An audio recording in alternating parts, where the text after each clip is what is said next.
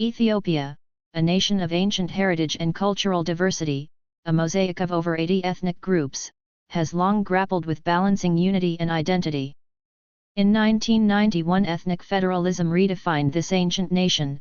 A seismic shift occurred with the adoption of ethnic federalism, a system designed to empower Ethiopia's diverse communities. But decades later, this system has become a double-edged sword, fueling division, mistrust, and genocidal wars. Under the Ethiopian People Democratic Republic of Ethiopia government, Ethiopia was reorganized into ethnically defined regions, each granted self-rule and cultural recognition. This was intended to redress historical marginalization and share power. But over time, these boundaries became symbols of exclusion, not inclusion. Identity became political, and land became contested. Before ethnic federalism, Ethiopia's provinces were geographic, not ethnic.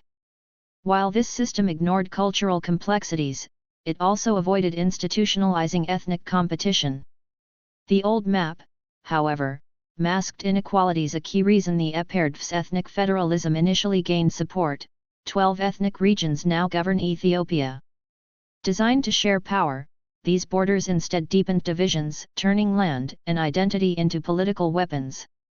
Ethnic federalism has spiraled into cycles of violence, displacement, and eroded national cohesion.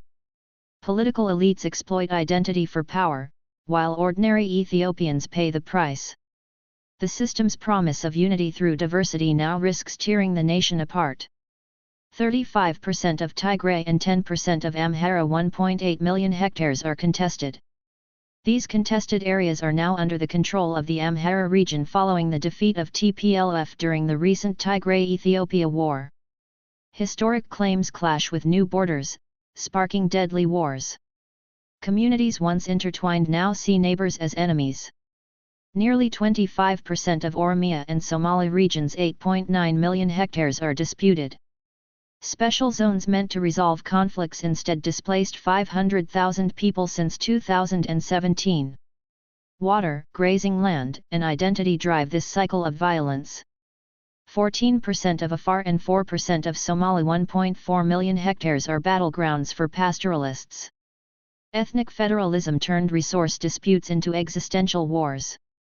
Thousands flee yearly, their homes erased by contested borders. Oromia and Benishangul's borderlands simmer with tension. Minority communities face displacement as ethnic militias weaponize territorial claims. Even mega-projects like the GERD risk destabilization, proving no corner of Ethiopia is immune to this system's fallout. Oromia and Amhara are also in strong contestation, not only in the disputed boundaries in North Shua that are ongoing clash points, but also the historical evolution of the people and the ownership of the lands in the entire country. The way forward: unity in diversity. A brighter future demands reimagining Ethiopia's foundation. Not by abolishing diversity, but by transcending it. Decentralize power without ethnic exclusivity.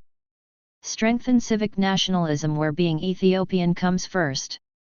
Invest in equitable economies, not contested borders. And above all, foster dialogue, a national conversation where all voices shape a shared destiny.